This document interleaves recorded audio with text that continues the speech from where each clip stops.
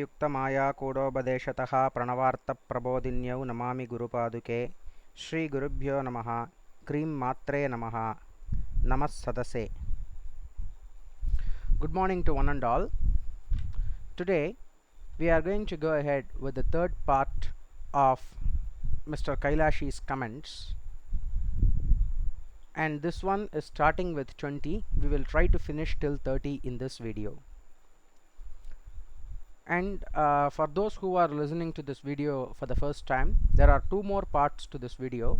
There is one person called Kailashi. The Kailashi is the ID of the person, and that person has actually posted 100 points exposing Nityananda. Some of these points we have already discussed. Some of these points require some additional clarification, and some of these points are totally new. Some of the very important internal points that which a person who has been with him through and through can say. And it seems that person has been with Nityananda for 14 or 15 years, and he is posting these points as his contribution towards exposing Nityananda. I thank him very much. I may take differences, I may differ from his opinion in certain areas.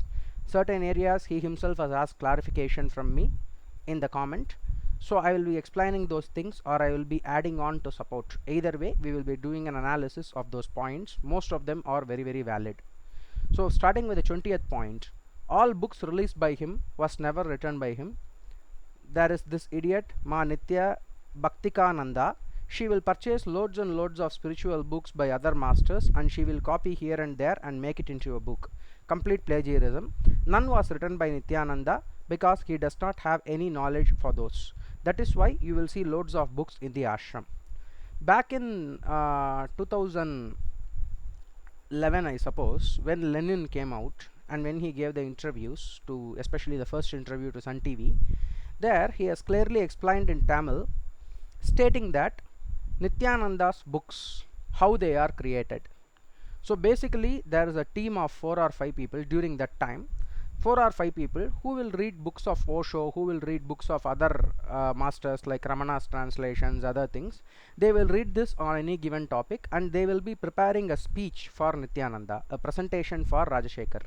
So once this presentation is prepared, once this sermon, or once this speech is prepared, Nityananda will be giving this speech in his satsang. Now first, there is one spinning that has already happened. Second spinning when Nityananda is speaking. When you are looking at notes and when you are speaking, obviously there will be some more spinning. So there will be no visible plagiarism in the works that are produced, but actually the concepts will be plagiarized from various other masters who are far more intelligent than Nityananda. So this is how the books came to be at the start. And after that point of time, now what seems to be happening there is direct plagiarism, wherein 4 or 5 books are referred to and they are put together. We saw this example very clearly, that is misquoting and wrong interpretation and proof that Nityananda does not have any original knowledge. When we looked at the so-called Shiva Sutras, he was speaking about Shiva Sutras, and what he was actually taking was Vijnana Bhairava Tantra. And at that point of time, in his early Shiva Sutra, so-called Shiva Sutra videos, because Shiva Sutra is a different book written by Vasugupta, Vijnana Bhairava Tantra is a different book. Both are two different books. Now Osho has written about Shiva Sutras, stating that Shiva Sutras do not have an introduction, they do not have any preamble, they do not have any preface, they are straight away starting with the sutra, which is correct. Kevalam Jnanam. This is how the book will start immediately. Only wisdom. This is how it will start. Only Jnana. This is how the book will start. Now this concept, this point, Nityananda has used for Vijnana Bhairava Tantra, because he confused between the two books, between Shiva Sutra and Vijnana Bhairava Tantra, while Vijnana Bhairava Tantra, like any other tantra, will start with Kailase Shikare Shine, meaning in the peaks of Kailasha, in the mountain of Kailasha, in the peak of Kailasha, in Mount Everest, in Kailasha. So all these things, it will be there, and there will be a clean avatarika or a foreword to that book.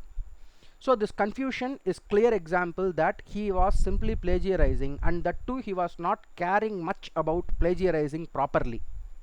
He will take two books, combine them together about two different topics, and he will try to use one point on the other, and everything will be messed up. So that is how this plagiarism is happening, and we also have Mr. Kailashi saying the same thing.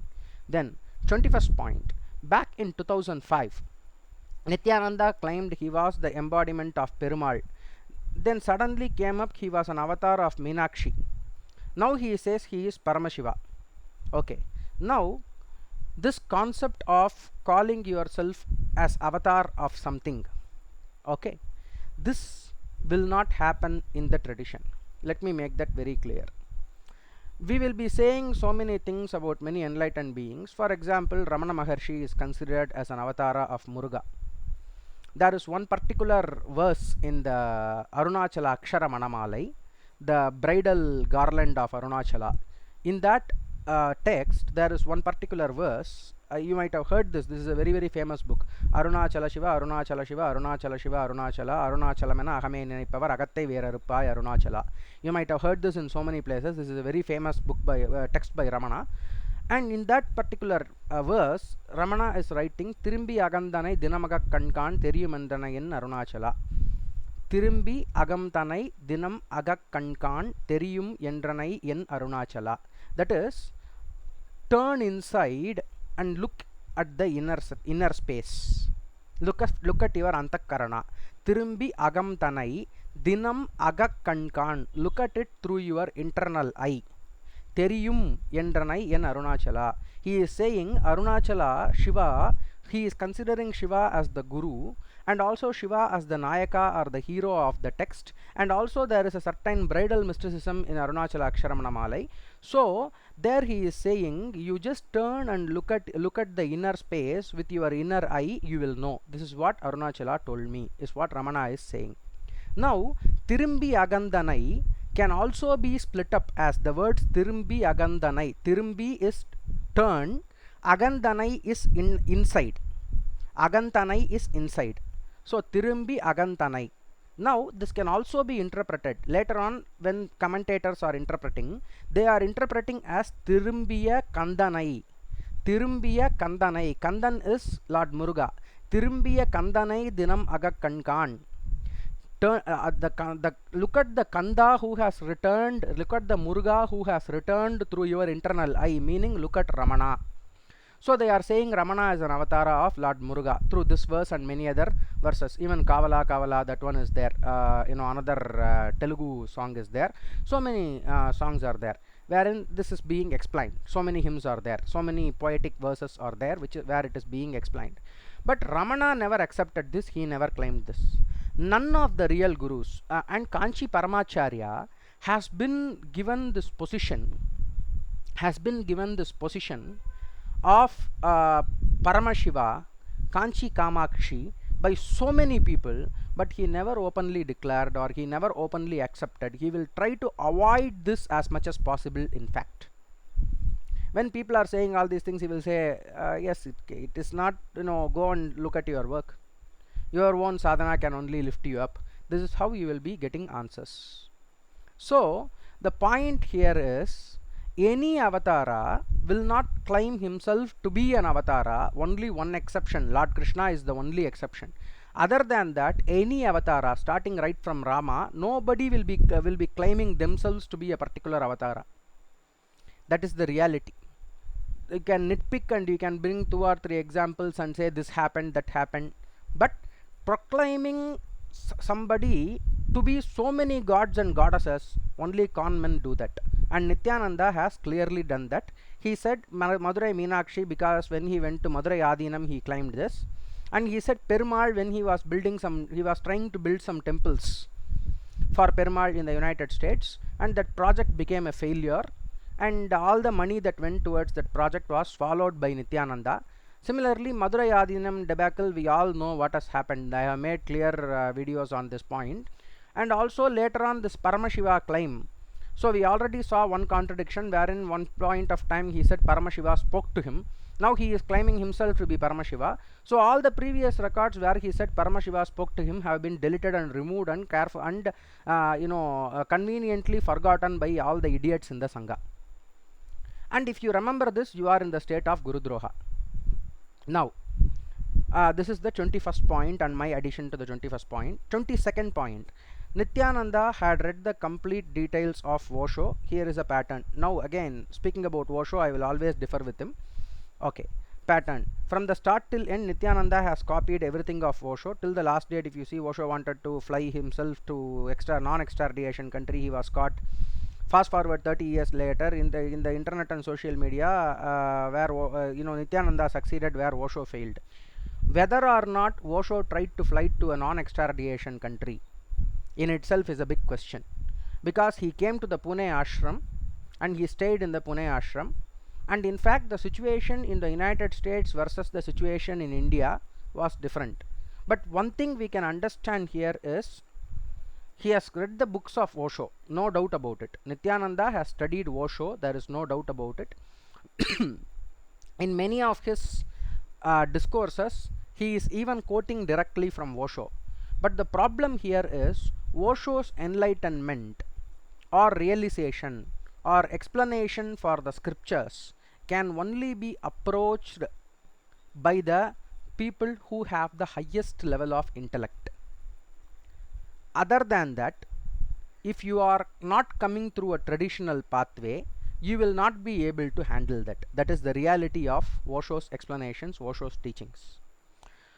So, but how many people can actually do this? That is the primary question that we need to address. Very, very less number of people will be able to handle that. Otherwise, it will only remain as an intellectual exercise. So, when Nityananda tried to copy Osho, he failed terribly, at least in the sense of the teachings, because the interpretation or even the repetition or even the presentation or even the representation of Osho failed miserably, because the level of intelligence that is required for even understanding Osho is woefully missing both from Nityananda and all his followers. Whoever is helping him prepare these sermons, nobody had the intelligence, I can openly tell you, because whatever Osho's interpretation Nityananda has given, I really do not know whether he is accepting Osho as an enlightened being or not, whether he is still claiming him to be a master. He will not claim him to be a master anymore. Whomever he is taking, let us say he is taking all the people who have problems, and he is telling they are the true enlightened beings, and whoever are the true enlightened beings without any problems, he will simply say they are beggars, they did only for one caste, they did only for one circle, all these sorts of nonsense, including Adi Shankara. That is the guts that this bastard has got. That being said, 23 Gurukul kids, poor them. Till date they are unable to even read and write in Sanskrit, the very basis of a Gurukulam. Whether Sanskrit or Tamil, let us keep it at that, or any other language which they are studying, let us keep it at that. Nityananda used the kids to the maximum in promoting him via social media and telemarketing. The Gurukul kids in Sankaracharya Mutt will be busy studying Vedas and scriptures. Back in Nityananda Gurukul, kids are busy with selling bullshit inner awakening programs. Now, this Gurukul concept requires a separate video. I am just looking for some more testimonies from people. So once that is in place, I will be able to structure, I will be able to understand the concept or what is happening actually in the Gurukul, what is the timeline history of Gurukul, all those things I'll be able to understand. So if there are any parents of Gurukul kids out there who have clearly watched the progress, either pull them out, please come forward, we will be able to discuss certain things. So as far as Gurukul concept is concerned, the entire Gurukul of Nityananda is useless, because as Mr. Kailashi is stating here, they do not even know how to read and write in Sanskrit. That is the unfortunate reality of these kids, because now the instruction is being given in Sanskrit, and any kids who know Sanskrit beforehand, they are able to do that. There is no absolutely no learning inside. Furthermore, these Gurukuls do not even come under the Pathshala system of the Indian government. They do not come under CBSE or any other board, and there is no recognition for even the Laukika education, even the school education, even the Western education that is being given there. There is no recognition for that education. All the certificates, all the 10th when 14 years old they are writing 12th standard examination, 15 years old they are writing college examination. All these things are simply eyewashes, and all these things are simply fake scenarios set up by Nityananda, drama by Nityananda, and none of this is valid. I am willing to challenge any Gurukul kid who claims otherwise to a common examination written in a testing scenario, and we will see how the results are coming out, how much they are able to retain, whatever capabilities they are claiming of memory and other things. I am willing to test them directly if they are willing to come forward. And one more thing here, another important point is mentioned, that is using them for social media and other things. Absolutely yes, there are so many statements from people who have stayed in the Gujarat ashram, in the Gujarat Gurukul, that hours and hours together these children were making calls, hours and hours together these children were soliciting for people to join the classes, and meaningless targets, unachievable targets were kept in front of them, and when they did not achieve those targets, they were abused for that. This is the testimony I have got from many people regarding the Gurukul kids treatment. And also the very reason why Sarah Landry came out is because of the Gurukul children's abuse, as she has explained in so many of her videos. Then same goes on to all, 24th point, same goes on to all unqualified Nityananda sannyasis and brahmacharis. I am asking you a simple question. Close your eyes, touch your heart, and ask yourself, do you really feel you are qualified to wear those robes? Do you know anything about holy scriptures? Do you know anything about enlightenment? Now the problem here about, excuse me, the problem with sannyasa given by Nityananda, there are two levels to this. The first level is that Nityananda himself is not a proper sannyasi, so he cannot give sannyasa to anybody. First point. If you want to differ from this point, then you have to show me where did Brajahoma happen for Nityananda, who is his actual guru, what is his actual lineage. So if you show me his actual lineage, then the second question that you have to answer, Nityananda has to answer, or anybody representing him as a true sannyasi has to answer, is that why did he change his Guru Parampara shloka from Sadashiva Samarambam to Jnana Sambandacharya Madhyamam, sorry, from Shankaracharya Madhyamam to Jnana Sambandacharya Madhyamam. Later on he totally left off both of these things and said Nityanandeshwara Samarambam, Nityanandeshwari Madhyamam, and now he is saying Nityanandeshwara Paramashiva Samarambam, Nityanandeshwari Parashakti Madhyamam. Some nonsense he is doing here. There are no such lineages, no such Guru Paramparas available in India. As simple as that. You might want to believe whatever he is saying, but unfortunately he is a pathological liar, and he will say whatever he wants to. And if you are still believing in him, if you are, many people have left him, please understand this, thousands of people have left him, and nobody other than very few exceptions who are already into far deep into the game like Ranjita, nobody else is staying in the ashram for more than 4 years. That is the reality of it. People are waking up, people are leaving, and those who are out and out into the front lines promoting Nityananda are right now outside. So you need to understand that he is not a sannyasi, he cannot give sannyasa, whatever else he might claim to be. Whatever else he might claim to be, he is not a sannyasi. First thing. Second thing, the process of sannyasa that is being given, the vows that are being taken in English, and the rituals that are not involved, that are neglected in the sannyasa, and the brahmacharya span that the people have to undergo before sannyasa, none of this is real, none of this is effective. So if you think that you are in some high spiritual stage because some you got some sannyasa diksha or something, then please go and live with one sannyasi for 24 hours who is a proper krama sannyasi. Just look at the amount of effort, the amount of austerities that they have to undergo, and ask yourself if you are doing this.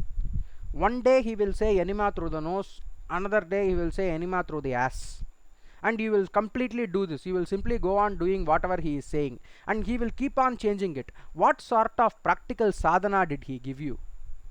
If he is following the Tamil tradition, that is the Saiva Siddhanta tradition, then you will not be having the symbols of the Dasanami Sannyasa tradition. If he is following the Dasanami Sannyasa tradition, then all this Sariyai Kiriyai that you are speaking about, that will not be possible. So between these two things, where do you stand? There are so many questions that I can ask to debunk your state as a sannyasi, but unfortunately for you, your sannyasa was forced and you are a victim. So I am not pinpointing you, I am not, targeting you as such. But I will clearly say one thing, that your sannyasa status with Nityananda is completely invalid, and any other claim you make to the contrary is simply to prevent your own position as a sannyasi, because your ego got trained to it. So if you stop this ego, if you stop this ego for one day, as I told you before, yesterday in last video I told you about this particular topic, if you stop your belief that Nityananda is a guru just for 24 hours, you will realize whatever has happened is a con job, and you will not be able to defend even a single point that you have been defending the day before. Please try this experiment. If your faith is strong, I dare you to try this experiment. My faith is strong. I will be taking up the Samayachara route and I will be arguing against Kaulachara. I will be taking the Vishishtadvaita route and I will be arguing against the Advaita Siddhanta. Dvaita Siddhanta I will be taking up and I will be arguing against the Advaita Siddhanta. All these Purva Pakshas I am willing to do, because I know that my faith is strong, absolutely strong. Are you willing to do that? That is my direct challenge to you. Are you willing to believe, are you willing to suspend the belief that Nityananda is an enlightened being, he is a god, whatever he is saying is correct, just for one day? Think what he has done to you by suspending this belief, and you will be able to realize that you are in a pathetic situation, you have been conned, you have been fooled, and you are worse off than when you came to Nityananda. That is the reality. Please try to come into this reality. Now let us, 26th point, let us talk about Manasarovar. Nityananda said the Manasarovar lake was the exact same Manasarovar lake that is in Kailash. It has all the powers and wonders. If anyone has seen the Manasarovar lake, you will not even step into it. Feces will be floating on it. I guess the sewage drainage broke into that lake, and ever since shits float in it, not to be maintained. So here the Manasarovar lake, I have also heard this, I have not seen it, I have also heard this, that there were offers made by people to repair that. There were offers made by people to repair that. The swimming pool cleaning guys should be called and the drainage system should be maintained. All these things were informed, but none of this was followed, because Nityananda is a bloody miser. He will not spend even one single penny. Whatever he is getting, he will only hoard it away. He is a lobby. So being a lobby, what he is doing is he is having a lot of lopam. So because of this lobam, what he is doing is he is not spending money for even maintenance of cleanliness inside the ashram. And that being said, the Manasarovar lake of Kailash, I have been there. The Manasarovar lake of Kailash is the place where Yakshas, Gandharvas, and even Parvati, Shivaganas, they will come to take bath, and you will be able to feel their presence in that beautiful setting during certain times of the day. But if he is claiming to have created this, and if a drainage pipe has burst open into this system, and if shit is floating there, then he is actually making another scenario like this. There is one particular story written by Sidney Sheldon or Harold Robbins, I am not sure. Spellbinder. In that Spellbinder book, it speaks about the journey of I have read this fiction story. I am 100% sure, but I am not sure of the author. Just now I forgot. So this book Spellbinder, there are two versions to it. One is the uncensored version, another one is the censored version. You can find both of these on the internet. It is about the journey of a evangelical preacher who is coming from the New Age movement, where he was a chaplain in the army, and he is coming from that scenario. In that story, it goes through the whole point of Jesus for love, Jesus for money, Jesus for power, how that thing is getting corrupted, how his spiritual journey is getting corrupted, and how he is finally sacrificing himself because he is unable to bend to the needs of his the people who are funding him. So in this story there will be one particular portion where he will set up some 5 or 6 barrels of water, and he will say this water is from the river Jordan and you will be baptized in this water. Now the problem here is this water was actually collected from the local dam. One rich man will find this out and he will come and ask, and immediately he will say it is all about faith. If you want this to be the water of river Jordan, then it will be the water of river Jordan. Like that, Nityananda is creating a simple swimming pool here, and he is saying if you want this to be Manasarovar, it can be Manasarovar. Okay, now the problem is I cannot bathe in shitty water even if you are calling it Manasarovar, because I am a basic hygienic person unlike you. Okay, so these kinds of shows and setups for recreating things which are holy but making them unholy is the whole problem that I have got with you. Starting right from sannyasa system, starting right from the so-called Navapashana linga that you are keeping, all this nonsense that you have done so far, you have only taken that which is really holy, that which is really pure, and which is already there in the tradition. You said you are recreating it in a better manner, but you have only ended up recreating it in a worse manner and making it a laughing stock, and you simply sell it. You are simply selling it. That is the whole problem here. Whatever you do, you are doing it for sales, Rajashekara, and that is a very big sin that you are committing, and you know that it is a sin. Some of your hardcore followers know that it is a sin, rest of them are idiots. So this whole show, this whole atrocity that you are doing is totally intolerable, and that is the reason why guys like us are speaking out against you. So that is the 26th point. Yeah, Manasarovar. 27th point, let us take a ride to Tiruvannamalai.